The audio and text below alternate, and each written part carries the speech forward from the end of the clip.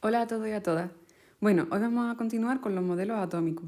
En el vídeo anterior estuvimos viendo los modelos prenucleares, es decir, antes de que hubiese núcleo. Vimos en concreto el de Dalton y el de Thomson. Dalton definió lo que era un átomo como la partícula más pequeña en la que se podía dividir la materia. Y Thomson descubrió ya la partícula que era el electrón, que nos explicaba los fenómenos eléctricos. En este vídeo vamos a ver entonces los modelos nucleares. Vamos a ver en concreto el de Rutherford, Bohr y el de orbitales. Comenzamos entonces con el modelo de Rutherford. Para ello vamos a ver primero el experimento de la lámina de oro. Si os fijáis, en esta parte de aquí tenemos el emisor de partículas alfa. Las partículas alfa son partículas que tienen carga positiva. ¿Vale? Tenemos entonces este emisor de partículas alfa y estas partículas se emiten hacia una lámina de oro. Esta lámina de oro es muy fina, ¿vale? Entonces, si os fijáis, se emiten las partículas, la mayoría pasa, otras se desvían y otras rebotan en la lámina de oro. Y aquí lo que tendríamos sería una pantalla de detección para ver hacia dónde van esas partículas alfa. En la siguiente diapositiva vamos a ver por qué pasaban la mayoría de las partículas, otras se desviaban y otras rebotaban. Bueno, aquí tenemos la lámina de oro y aquí las partículas alfa que van en el sentido desde la derecha hasta la izquierda.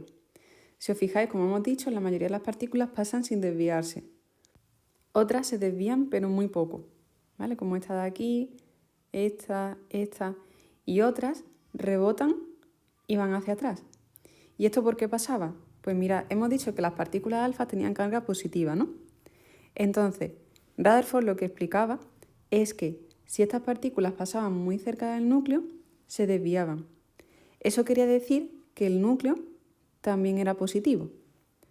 Como la partícula alfa era positiva y el núcleo era positivo, se repelían y entonces se desviaban. Si la partícula alfa no pasaba cerca del núcleo, pues mantenía su trayectoria, igual que aquí, igual que en la mayoría de las ocasiones. Y si la partícula alfa chocaba directamente con el núcleo, rebotaba hacia atrás. Las conclusiones a las que llegó Rutherford fueron las siguientes. La primera era que gran parte del átomo estaba vacío, ¿vale? Gran parte del átomo estaba vacío, por eso pasaban la mayor parte de las partículas alfa. La segunda fue que el átomo tiene un núcleo donde están los protones que tienen carga positiva y los neutrones que no tienen carga. El núcleo contiene casi toda la masa del átomo. La tercera fue que la corteza es la parte externa del átomo y donde se encuentran los electrones, que tienen carga negativa y masa muy pequeña en comparación a la de los protones y neutrones. Eso lo podemos ver en la siguiente tabla. Tendríamos aquí la corteza, que es donde están los electrones, y en el núcleo se encuentran los protones y los neutrones.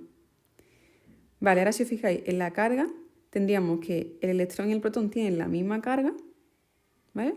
Pero el electrón negativa y el protón positiva. Y el neutrón no tiene carga. Y en cuanto a la masa, tenemos que el electrón tiene una masa por 10 elevado a menos 31 y el protón y el neutrón tienen prácticamente la misma masa por 10 elevado a menos 27. Si os fijáis, de 10 elevado a menos 27 a 10 elevado a menos 31 hay una diferencia de 4 órdenes de magnitud, es decir, de 10.000. Esto, para que nos hagamos una idea, es como si comparamos la masa de un elefante, ¿vale?, con la masa de una hormiga. Es decir, la masa de un elefante sería muchísimo mayor que la masa de una hormiga. Por eso, en el núcleo, que es donde se encuentran los protones y los neutrones, contienen casi toda la masa del átomo. Y los electrones que se encuentran en la corteza tienen una masa muy pequeña en comparación al protón y el neutrón. Los éxitos del modelo de Rutherford es que explicaba los fenómenos eléctricos, ya que tendríamos cargas positivas, los protones, y cargas negativas, los electrones. Como fallo, pues no explica por qué los electrones se mantienen en la corteza si están atraídos por los protones. Es decir, tenemos en el núcleo protones y neutrones. Los protones tienen la carga positiva y luego en la corteza tendríamos los electrones con carga negativa. ¿Qué pasa? Que negativo y positivo se atraen.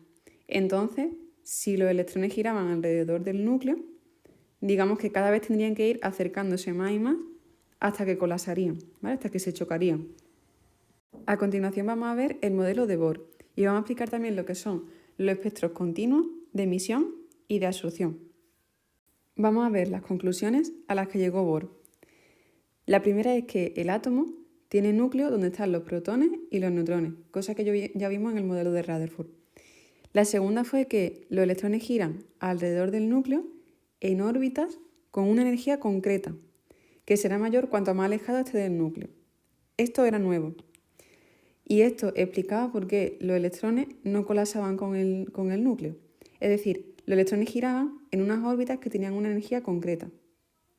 Y de ahí no se movían.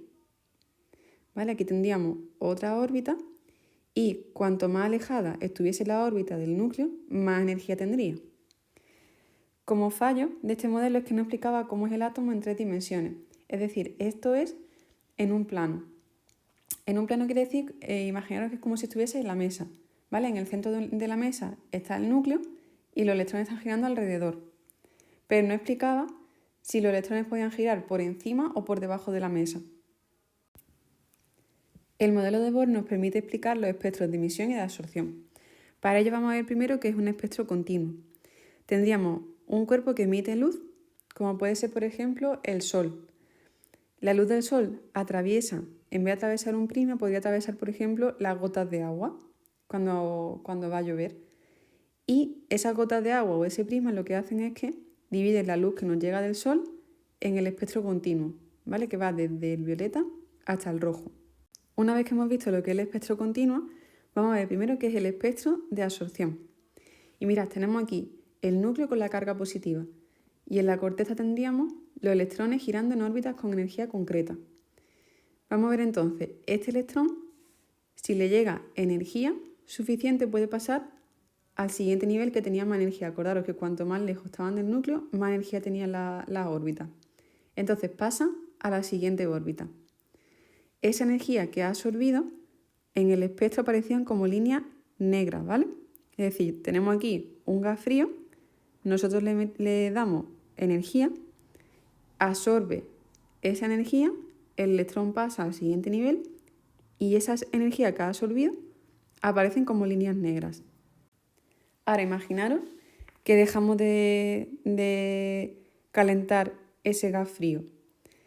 El gas, digamos que ya estaría caliente, pero llega un momento en el que emite esa energía y vuelve al estado en el que estaba. Es decir, el electrón que está por aquí girando emite esa energía y vuelve a su nivel de procedencia. Entonces, esa energía que ha emitido la vemos aquí como esta línea. Por lo tanto, tendríamos un espectro de absorción, que es cuando absorbe energía y por eso se ven las líneas negras, y un espectro de emisión, que es cuando se emite la energía y se ven las líneas de colores. Estas líneas, si os fijáis, son las mismas, coinciden las que absorben con las que emiten, y es característica de cada uno de los elementos. Como las líneas son características de cada elemento, si os fijáis aquí, el espectro de hidrógeno va a tener unas líneas concretas. En este caso serían de emisión, pero si lo viésemos de absorción, todo esto estaría con color, esto estaría negro, todo esto con color, esto negro, color y negro, ¿vale? El espectro del mercurio tiene también sus propias líneas. Y el espectro de sodio, lo mismo, sus propias líneas. Es decir, cada elemento tiene unas líneas concretas.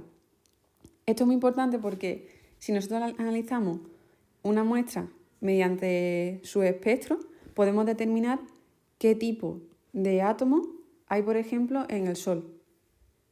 El último modelo atómico que vamos a ver va a ser el modelo de orbitales. Este modelo surgió gracias al estudio de científicos como Louis de Broglie y Erwin Schrödinger. Mediante la ecuación de Schrödinger obtenemos información de la situación del electrón en el átomo. Y ahora, algo importante es que los electrones no están en órbitas con energía concreta, como veíamos en el modelo de Bohr, sino que se encuentran en orbitales. Es decir, en el modelo de Bohr teníamos el núcleo y los electrones girando en órbitas con energías concretas. Pero ahora lo que nos decía el modelo de orbitales es que no había unas órbitas con energía concreta, sino que había algo llamado orbitales. Entonces vamos a ver en la diapositiva siguiente qué son los orbitales. Los orbitales son zonas del espacio en las que hay una alta probabilidad de encontrar un electrón.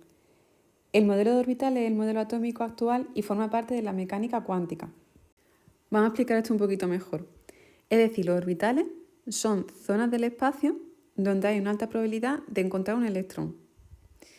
Vale, mirad.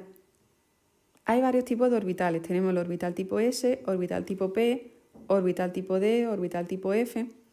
Si os fijáis, el orbital tipo S es como si fuese una pelota.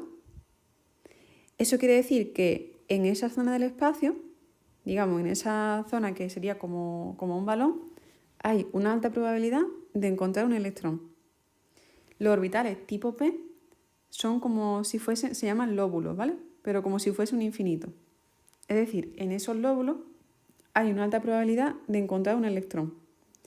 Los orbitales tipo D también tienen lóbulos, ya son un poquito más raros, y los orbitales tipo F también tienen lóbulos.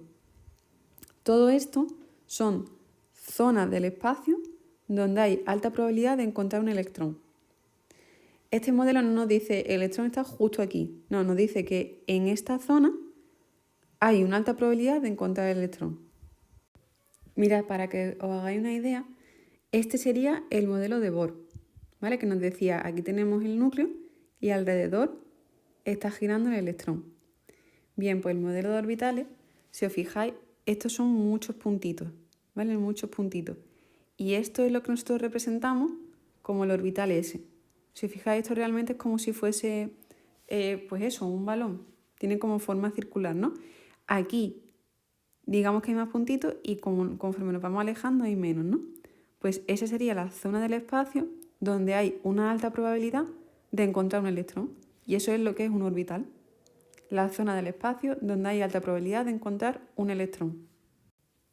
Aquí hemos visto entonces el orbital tipo S y si nosotros nos vamos alejando tendríamos otro orbital tipo S con mayor energía. Tendríamos el verde, que sería como, lo podríamos dibujar nosotros en la libreta como una bolita verde, y conforme nos vamos alejando del núcleo, tendríamos el orbital S con mayor energía, que sería la bolita esta de color morado.